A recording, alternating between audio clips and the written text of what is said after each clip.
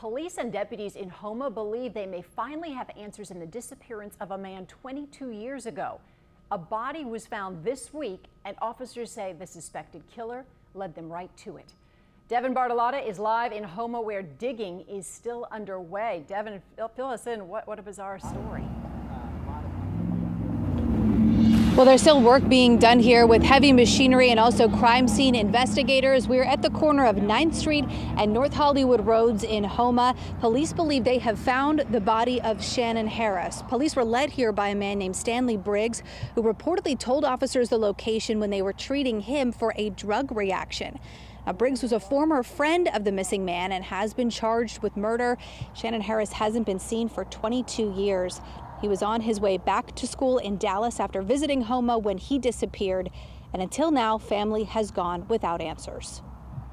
For 22 years, wondering where your family member is, and we just work together collectively to try to bring closure to this family that's standing here today. It's bittersweet because we're reopening up everything all over again.